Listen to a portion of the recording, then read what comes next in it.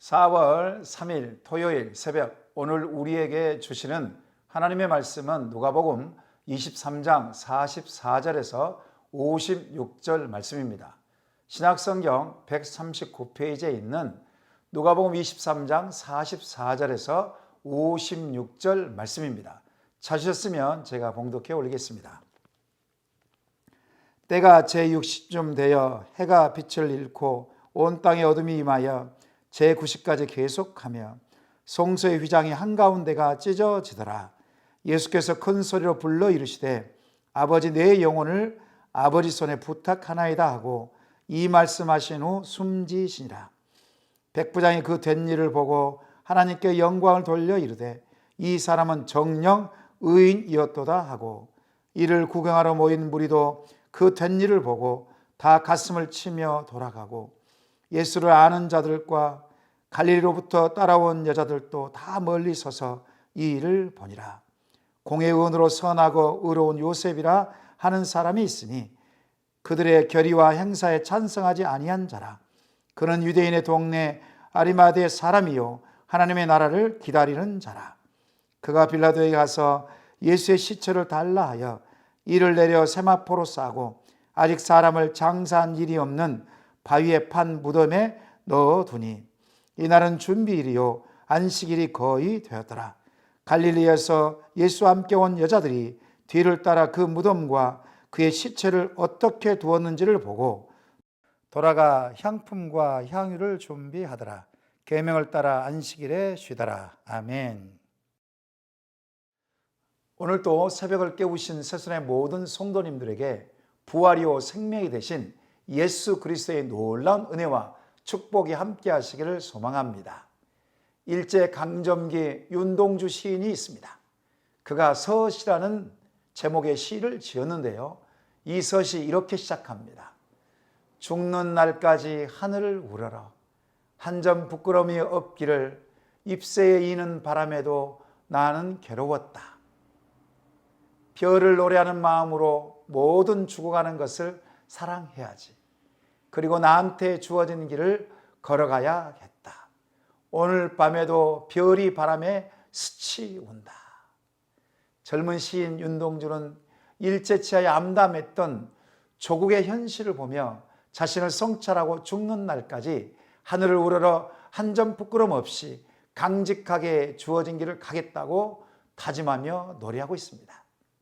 우리 예수님께서도 인간이 당할 죄악으로 인한 수치와 멸시와 모진 고통을 다 당하시고 십자가에 6시간 동안 절규하신 후 운명하십니다.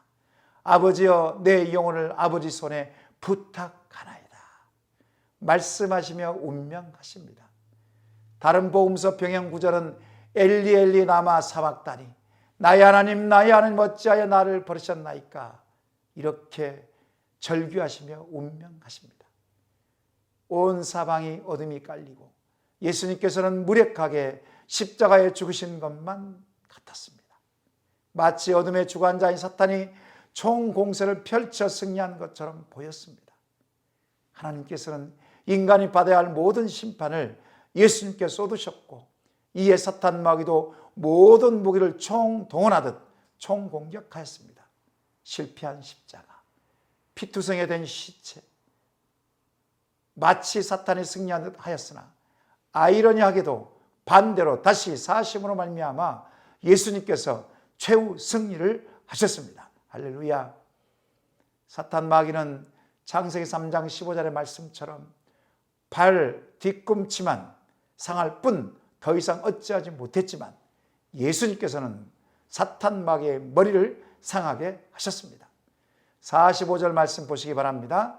성소의 휘장이 한가운데가 찢어지더라.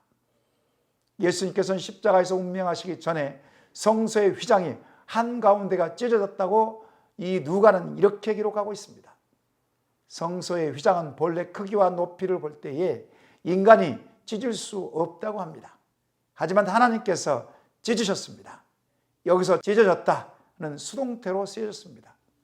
저절로 찢어진 것이 아니라 누군가에 의하여 찢어졌다는 것을 의미합니다.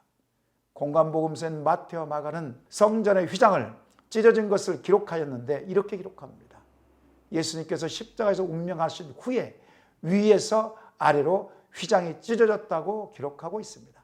반면에 누가는 예수님께서 십자가에 운명하시기 전에 한가운데가 찢어졌다고 기록하고 있는 것이죠. 왜 이렇게 기록에 차이가 있을까요? 그것은 성전을 바라보는 시선에 대한 차이 때문이라고 합니다. 마태, 마가는 율법을 왜곡하고 형식주의에 빠져있던 유대교의 종집을 찍고 교회 공동체의 탄생을 염두에 두고 기록한 반면에 누가는 예수님께서 성전을 늘 친숙하게 가까이 지내시던 곳이며 하나님과 만남의 장소로 생각했기 때문에 이렇게 기록한 것입니다. 제사장적 유대교에서 만인 제사장직에 기초한 기독교 탄생을 알리기 위하여 누가는 이렇게 기록한 것입니다.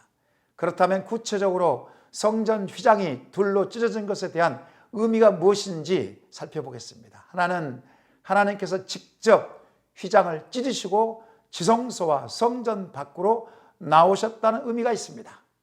또 다른 하나는 하늘의 궁창이 열려 하나님의 감추어진 진리가 계시된 것입니다. 감추어진 진리가 무엇이겠습니까? 바로 예수 그리스도십니다. 이러한 진리가 계시된 것을 의미한다는 것입니다. 이와 같이 성전 휘장이 둘로 찢어짐으로 하늘의 계시를 온 세상이 보게 된 것입니다. 이러한 하늘의 계시를 처음으로 깨닫는 사람이 있었습니다. 47절에 보시게 되면 노마의 백부장입니다. 노마의 백부장은 이렇게 된 것을 보고 어떻게 고백합니까? 진정 의인이었도다, 이렇게 고백한 것입니다. 이 노마의 백부장은 하늘의 계시를 처음으로 본 것입니다. 성소의 휘장이 돌로 찢어진 것은 대제사장만이 들어갈 수 있는 지성소를 이제는 누구나 예수님의 보혈의 피에 힘입어서 의지하여서 들어갈 수 있게 되었다는 것입니다. 그래서 히브리서 10장 19절에서 20절은 이렇게 말씀하십니다. 그러므로 형제들아, 우리가 예수의 피를 힘입어 성소에 들어갈 담력을 얻었나니 그 길은 우리를 위하여 휘장 가운데로 열어놓으신 새로운 살 길이요 휘장은 곧 그의 육체니라. 십자가에서 흘리신 예수님의 보혈의 피는 지극히 거룩한 하늘 지성소로 들어갈 담력을 얻게 한 것입니다. 이 담력은 믿는 자로 하여금 죄사함과 새로운 살 길이 열려졌다는 것입니다. 하나님께서는 예수님의 보혈의 피로 인간이 살 길을 열어주신 것입니다. 창조의 원래 모습대로 되돌려 놓으신 것입니다. 죽을 수밖에 없는 인간이었지만 둘째 아담으로 오신 예수님께서 영원한 생명의 길을 열어주신 것입니다. 그러므로 믿는 자들은 예수님께 산 소망을 가져야 합니다. 세상에서 아무리 낙심되고 죽을 상황일지라도 포기하지 말아야 할 이유가 바로 여기에 있는 것입니다. 예수님이 나의 소망이 되십니다. 예수님이 나의 힘과 능력이 되십니다. 그러므로 그리스도인들에게는 후퇴는 없고 오직 전진만이 있는 것입니다. 사랑하는 여러분, 우리에게 성소로 들어갈 담력과 특권이 있지만 부활주의를 맞이하며 한 가지 점검할 것이 있습니다. 그것은 바로 내 마음 안에 있는 선한 양심입니다. 만일 선한 양심이 죽어 있다면 이번 부활주의를 통하여서 다시 일깨워야 할 것입니다. 왜 선한 양심을 일깨워야 할까요? 그것은 세상에 아직도 거짓과 부패와 타락으로 죄악이 관영해 가고 있기 때문에 그렇습니다. 세상의 변화와 개혁, 그리스도인들의 손에 달려있다고 해도 과언이 아닙니다. 그렇습니다. 그리스도인들이 기본적인 선한 양심이 저버린 상태로는 세상에 영향력을 흘러보낼 수 없습니다. 정직하고 올곧은 선한 양심만이 세상을 변화시키는 것입니다. 보십시오. 예수님께서 십자가에 죽으시고 난 후에 노마의 백부장이 의인임을 고백하지 않습니까? 48절에 보시게 되면 모인 사람들이 그의 된 일을 보고 가슴을 치며 돌아갔다고 했습니다. 양심에 찔린 것이죠. 50절 이하에 보시게 되면 선한 양심에 있는 공회의원 요셉은 되어진 일을 보고 행동으로 직접 나타내지 않습니까? 부활주의를 앞두고 있는 토요일 새벽, 또 오늘 하루 우리의 선한 양심은 살아있는지 점검해 보셔서 예수님께서 원하시는 신앙생활로 하나님께 영광 돌리시는 새술의 모든 성도님들 다 되시기를 축원합니다. 이 시간 말씀 생각하면서 기도하시겠습니다. 예수님의 십자가 대속의 죽음 앞에서 자신의 삶을 되돌아보고 육신의 정욕대로 안목의 정욕대로 행한 죄가 있다면 자복하게 하옵소서. 눈에 보이는 현상의 마음을 빼앗기지 말고 십자가 따르는 삶으로 선한 양심을 갖게 하옵소서. 이와 같은 기도 제목 가지고 주여 한번 부르시고 합심하여 기도하겠습니다.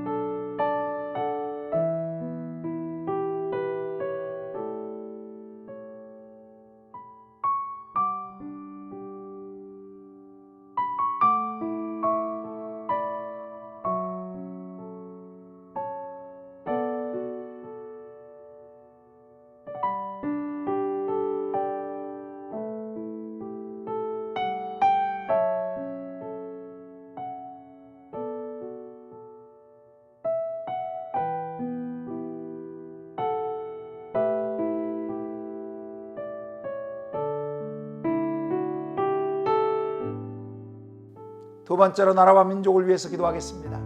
코로나19의 확산을 막아주시고 백신 접종이 신속하고도 정확하게 모든 국민들에게 접종되게 하시고 부작용을 최소화시켜 주옵소서. 대통령과 유정자들에게 하나님의 지혜를 주시고 정치, 경제, 사회 영역에서 부정부패가 사라지게 하옵소서. 이와 같은 기도 제목 가지고 주여 한번 부르시고 합심하여 기도하겠습니다.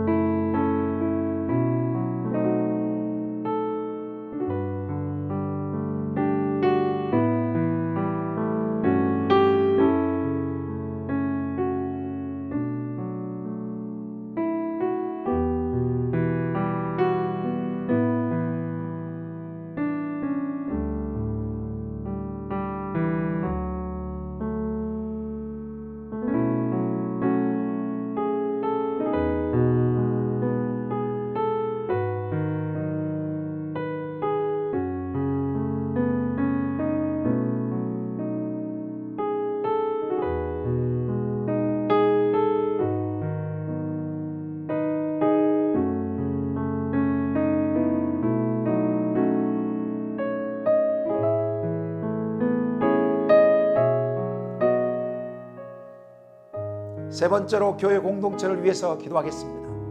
담임 목사 청빙 공동의회 이후에 낙심된 마음들을 위로해 주시고 청빙 과정에 하나님 은혜를 부으시고 서로 사랑하며 하나가 되게 하옵소서. 장로님, 권사님, 안수 집사님, 순장님들에게 성령의 충만함을 주옵시고 십자가 앞에서 인간적인 생각을 내려놓고 기도함으로 주의 몸된 교회를 잘 섬기게 하옵소서.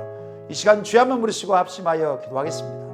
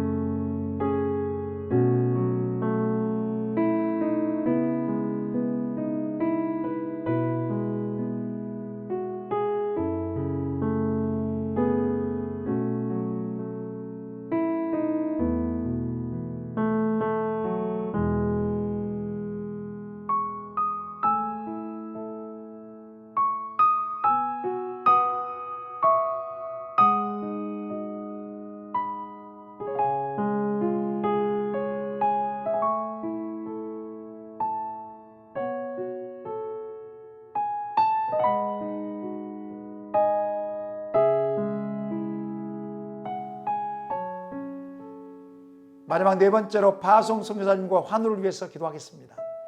토요일은 H국 연미종 정봉 선교사를 위해서 기도하시는데요. 성령의 충만함을 주시고 가족들의 안식년 동안 강건하게 하시고 전도했던 영혼들이 죽게 돌아오고 제2기 사역지가 잘 결정되게 하옵소서.